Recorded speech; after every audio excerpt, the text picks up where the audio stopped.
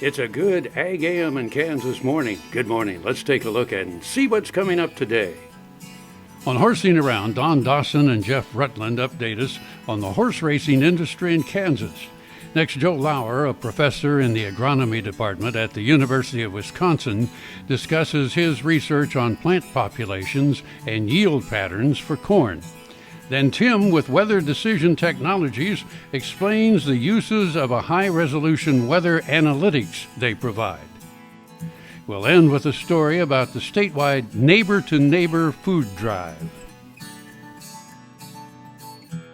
Closed captioning brought to you by Ag Promo Source. Together we grow.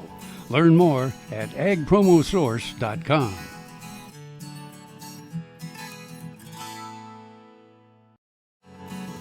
This segment brought to you by Kansas Regenerative Medicine. Your stem cells, your health, your life. Good morning, everybody. Welcome to AGam in Kansas. We're doing the Horsin Around segment. I am Dawn Dawson with Better Horses Radio Show, and we've got a great guest with us today. We have Jeff Rutland, the famous Rutland horse ranch down by Independence. And if you hear the Rutland name, you know it involves horse racing. And still going strong with the horse business down there, horse racing and thing. But we got some things we need to let Kansans know about and try to get everybody involved with what's happening here with the horse racing industry. Tell us about it. That's right, Don. We've got quite an industry in Kansas, a long history of horse racing, over 100 years.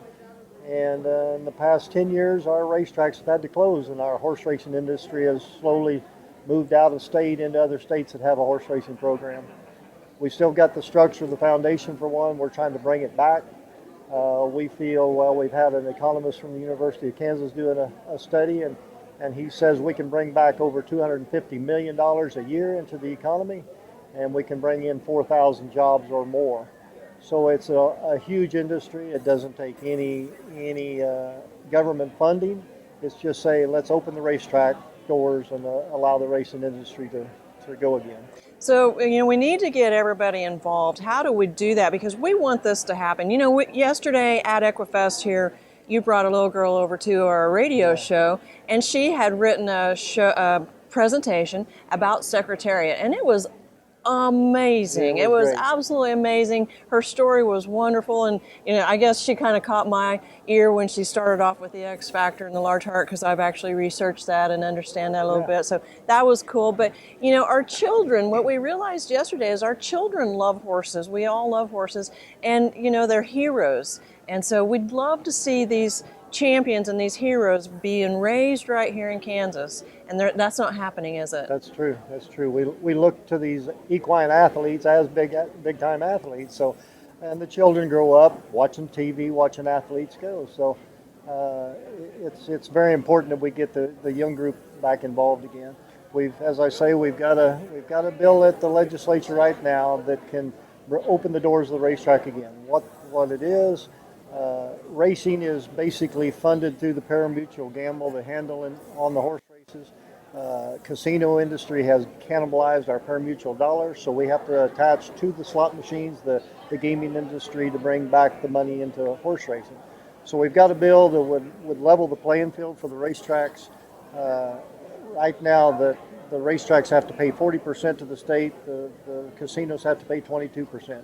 So we're asking everyone to contact the legislature, say, I really support the horse industry. Mm-hmm. I hope that you, and I expect you to support the horse industry.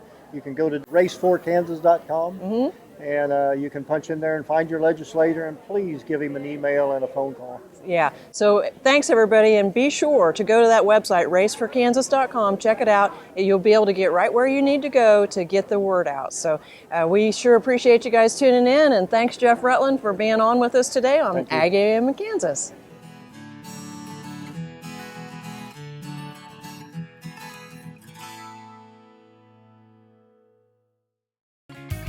HEINEN Brothers, a fourth-generation Northeast Kansas farm family, knows how tough farming can be.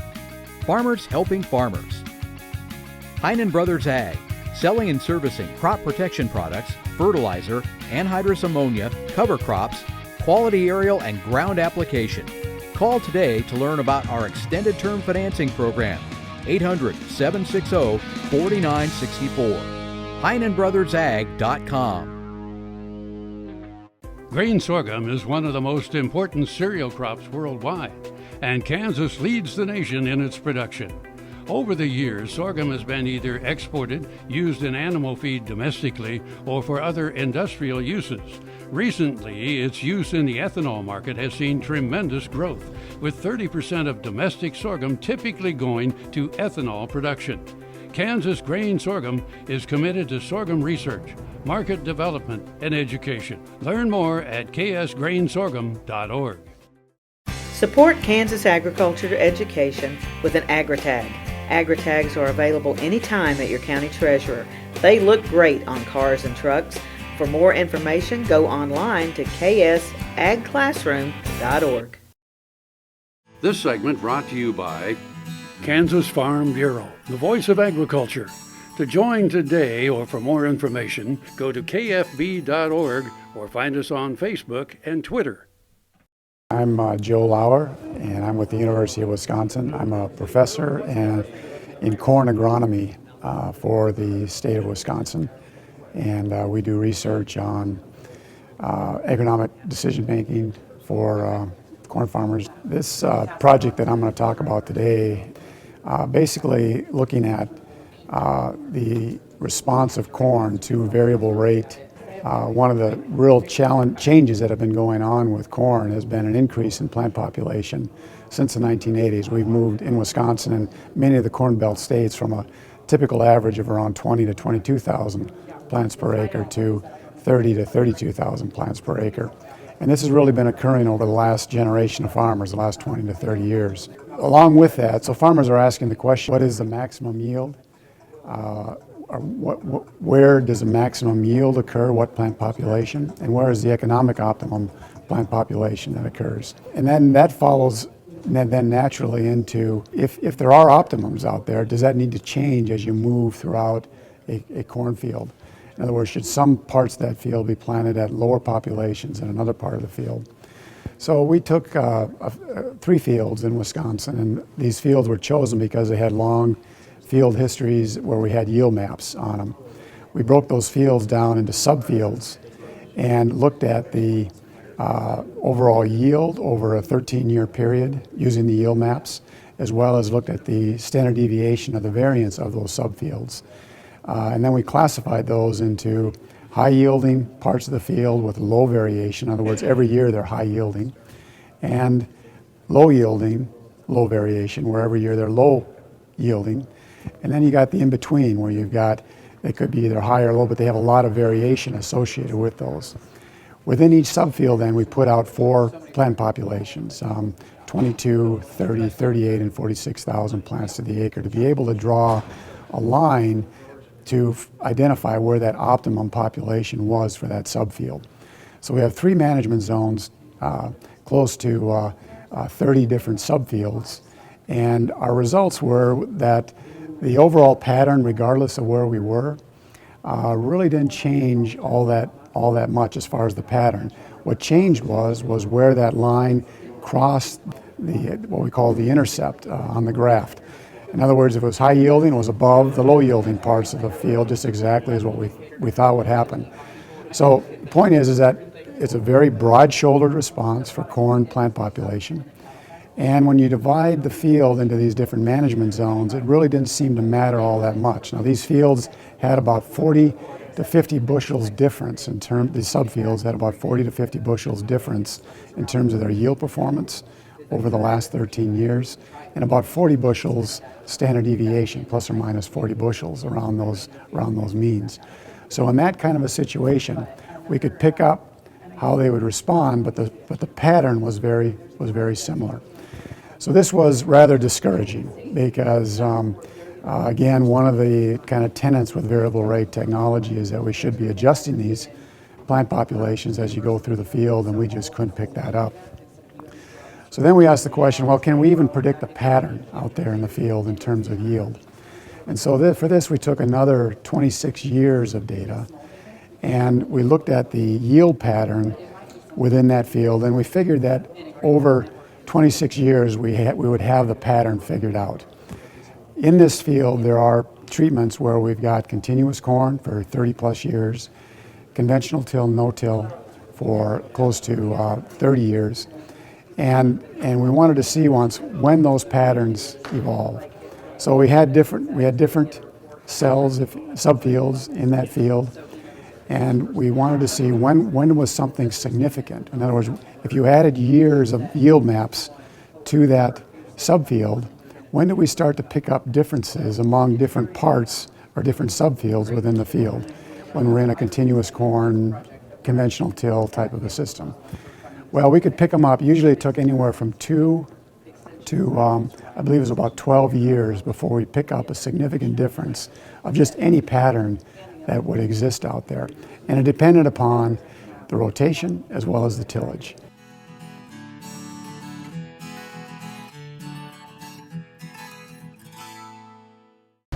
Buying a car shouldn't be this hard. And at Brown Chevrolet Buick in Wamego, it isn't. It's actually awesome. Whether you want a new or used car or truck, Toby's team can make the deal. Even if you want to custom order a new car or truck, Toby's team can make the deal. See Toby's team at Brown Chevrolet Buick in Wamego. We're awesome. Lecompton. The name was splashed across newspapers throughout America and Europe. It was debated in the halls of Congress. Lecompton interprets its unique territorial history with 2 museums and other sites. Events throughout the year celebrate history and community. The 160th anniversary of the Battle of Fort Titus, June 18th, 2 p.m. Reenactors welcome. Call 785-887-6148 for more information. Spend the day in historic Lecompton, shopping, eating, savoring the rich history. Next time you see a beautiful field of corn, reach out and thank the farmers who work tirelessly to raise corn for livestock feed, renewable fuels, and exports to feed a growing world population. The farmers on the Kansas Corn Commission work for Kansas Corn with grower-funded checkoff dollars that support foreign and domestic market development, research, promotion, and education to expand opportunities for Kansas farmers. To learn more, visit kscorn.com. Valley Vet Supply is devoted to providing information and professional quality products at reasonable prices. Valley Vet Supply. AGam in Kansas, brought to you in part by Kansas Corn. Learn more at kscorn.com. Okay, then the next question is, all right, if we know the pattern after 26 years, when does that pattern at the end show up? So in other words, working backward with the data, when does that pattern show up in the field? And there, when we did that, it took anywhere from 4 to 20 years for those patterns to kind of show up, depending on the tillage and cropping system. So the point is that in order to, you could find patterns, but it took a long time, probably 4 to 20 years before you can find these patterns to be able to put some agronomic practice out there that is predictive. And that's kind of the mixed message that I have in my presentation is that with variable rate seeding, yeah, we can find high and low parts of the field and they respond a little bit with different intercepts, but the pattern is still the same. The optimum plant population didn't change whether it was high or low yielding. And then the other thing is that these patterns take a long time to find within the field. And before you can even do any kind of prediction, you got to know the pattern. But when we talk about precision farming, you have to distinguish between whether you're talking about kind of a fancy record keeper with all kinds of technology, or you're talking about agronomy of farming. And what agronomy is the prediction of the treatments that you're going to put out there, the hybrid, the chemical, whatever you're going to put out there. That's really the agronomy of things. You're trying to predict what that treatment's going to do out there. And so before you can even do that, you need to know the natural weather patterns as well as field patterns within your field. And we're never going to get very good at the agronomy of precision farming until we can predict the weather. And we have to be able to predict the weather 3, 4, 5, 6 months before we make the decision to actually go out there and apply a lot of our decisions. If you tell me that we're going to have a dry year, I can adjust my agronomy to take into account that dry year, lower the plant population, plant a different hybrid that's more of a water optimized kind of a hybrid, lower my nitrogen rates.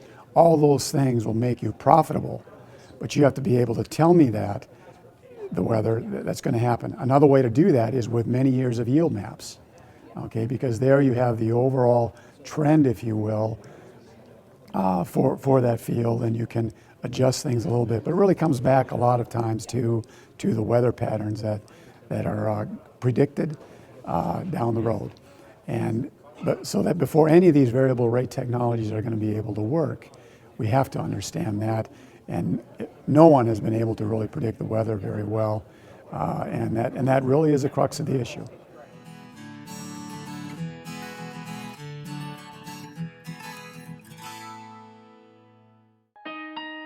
I dug trees by hand for years and years and years.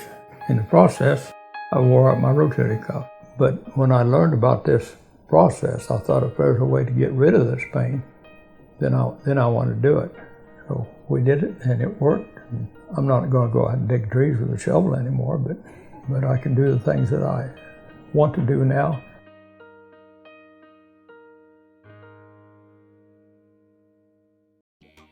The Kansas Wheat Innovation Center in Manhattan is rediscovering ways to get improved varieties and new genetics in the hands of farmers faster. Grower-led and checkoff-funded research initiatives are bringing about positive change. This grassroots leadership provides a strong voice in Topeka and Washington, D.C. Now is the time to partner with Kansas Wheat in moving wheat forward. Kansas Wheat Commission and Kansas Association of Wheat Growers. Farmers investing in their future and yours. Log on to rediscoverwheat.org. Support Kansas agriculture education with an AgriTag. AgriTags are available anytime at your county treasurer. They look great on cars and trucks. For more information, go online to ksagclassroom.org. This segment brought to you by HEINEN Brothers Ag, farmers helping farmers by offering quality aerial and ground application, fertilizer, ag chemicals, and anhydrous ammonia. Call today to protect your crop yield. I'm with Weather Decision Technologies. We're a weather data provider for agriculture. A lot of our groups that we're involved with are like SST and Bex Hybrid Seeds with FarmZero.com and AgriTrend in Canada. What we've been doing is providing high-resolution, high-quality weather content into the seed companies that are out there and chemical companies to help assist with agronomic problems like when or when not to plant and yield modeling. So as we know, we've seen lots of variation. If you even take wheat crop, it used to be one of the most standard pricing and output crop we used to have, and now the last 4 years it's been like a roller coaster ride. That all has effects to do with changing weather and changing climate conditions. What we're really noticing is that, you know, looking at 30-year average data is almost archaic now because it's been changing so much beyond the old regime of temperature data and precipitation data from 30 years ago.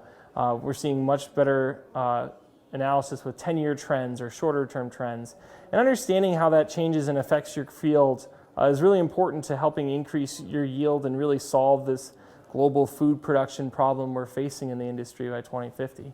One of the things we want to make sure growers are aware of is that agronomists and growers can access this weather data and have the ability to even call a meteorologist if they'd like to with some of the services that we provide. And what we've really strived to do is be actually the kind of gold standard or Tesla of weather, if you will, in the ag space. And we've had great success with that, especially with our precipitation products. And you know, the great thing about this is that we have a service. We're based in Norman, Oklahoma, and you can contact me at my email address or my phone number, which is 920-915-8807. And we can easily get you in touch with our meteorologists and forecast products to help you out on your field today and really get you on board with even long-term forecasting as well.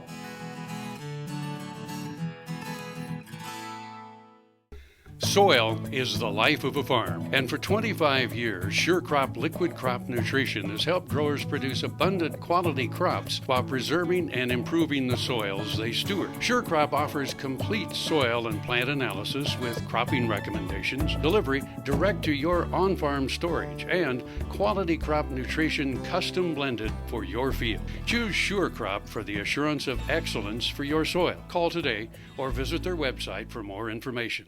I think it really extends your home out to the outdoors, and Mark always had kind of a vision of what he wanted to do with the yard, and so he envisioned this kind of outdoor area, the waterfall and things, but when Blueville came in, they had some really good ideas of how to place it and how to do different things that really enhanced the project. So yeah, over the years we've grown to really enjoy our outdoor living space and developed a great working relationship with Blueville.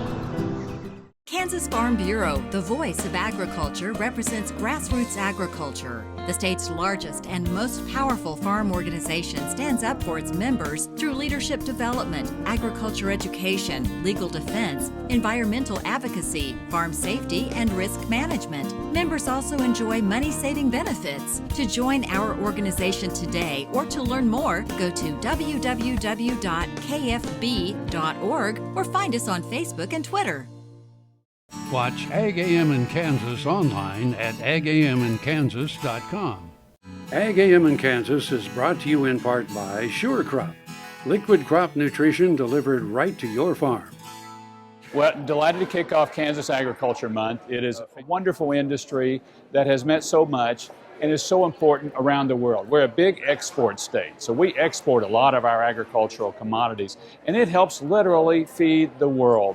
And for that, we should be very proud, and we should be also, I guess, humbled by the opportunity to feed so many people in this state and around the world.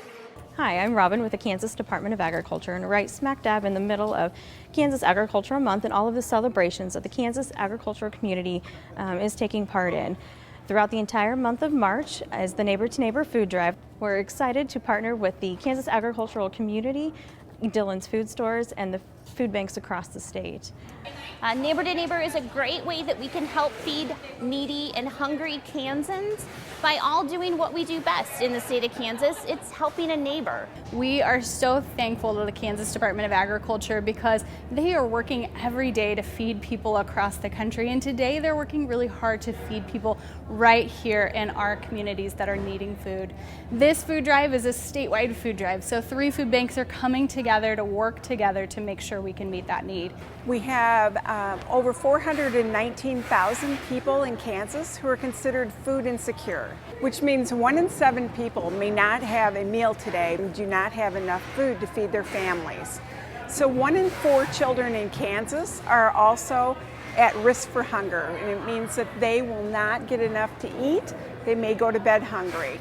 35% of the people that are food insecure in Kansas may not qualify for federal assistance programs like SNAP or school meals. And so this is a great way. They depend on the food banks of Kansas in order to help their families. You know, some of the statistics, if you look at people that go to school hungry, we find that students learn more, they retain more when they're in school. We're really proud of our efforts with the Backpack for Kids program at the Kansas Food Bank. That program services over 5,000 children each week in the communities we serve. We hear so many positive stories that come out of that. You know, it is so important, the help that we receive from local organizations and corporations across Kansas. Dillon's is a great partner. They've been a great partner, as well as the Department of Ag. And when we have the support from the governor as well, it's just tremendous to be able to raise awareness in our state. Because again, I think we all live pretty charmed lives, and sometimes we don't understand or realize how many folks in our communities actually are hungry when they go to bed every night. With Neighbor to Neighbor Food Drive, you can make a donation at any of our Kansas Dillon stores from today through March 31st. We're accepting monetary donations and non-perishable food donations. So when you're considering a donation for Neighbor to Neighbor, think about some of those items that are most in need from our food banks. That would include things like canned soups, canned meats, canned fruit, cereals, or even peanut butter. We'll also have many other activities throughout the month, including the Ag Day in Dillon stores, which will be March 26th. Another event that we'll be having is many students from across the state will be able to participate in a virtual farm tour with a farmer near Longford, Kansas. For more information about our Ag Month celebration activities, please visit the Kansas Department of Agriculture's website, agriculture.ks.gov, and on the News and Events tab. Closed captioning brought to you by Ag Promo Source. Together we grow. Learn more at agpromosource.com.